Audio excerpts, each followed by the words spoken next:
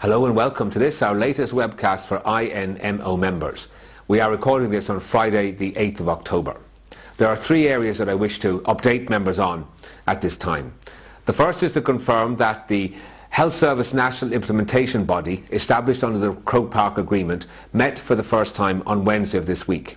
The body, which is chaired by Mr. Pat Harvey, comprises of 4 members of management, senior management, and 4 members of health service unions, and the INMO has a standing seat on that committee.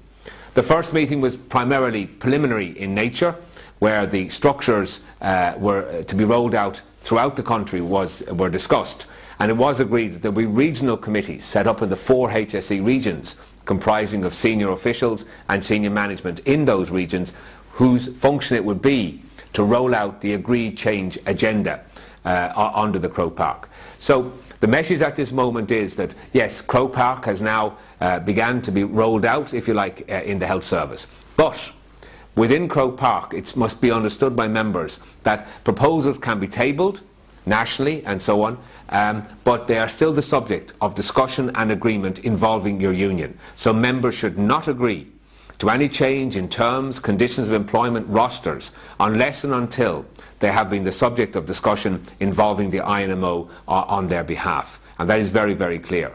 The issue of change is undoubtedly going to figure, but it is change by agreement, and there are procedures there and third-party processes that the union can activate on behalf of members to protect their interests at this time. The biggest problem the INMO always had with the Croke Park Agreement was not the change agenda. We want change that is patient-friendly, that recognises the regulated responsibilities of nurses and midwives. The biggest problem we had was not change, it was the loss of posts, the arbitrary embargo on the filling of posts, 6,000 over the next 2 years, which will, in our view, continue to have a seriously detrimental impact upon the health services, and we continue to strive to have that refined and to have nursing and midwifery posts exempt from that embargo. So that is the first message. The second message is an update on the Nurses and Midwives Bill. The Minister and the Department have confirmed that they intend to bring the bill to committee stage within the next week or so. They have confirmed that certain amendments that we have sought will be included in the amended bill. We're not exactly sure the areas that will be covered, but we're also not sure that other areas of concern, concerning the financing of the new board, the whole question of the competency assurance, that they have been satisfactorily addressed. So we'll have to wait and see. If the organisation believes further amendments are necessary, we will engage again with the department and indeed with the other opposition parties. And we would call upon members to consider the bill when it's published, to lobby your local TDs and senators on the amendments that we feel are necessary to regulate nursing and midwifery for the next 25 to 30 years.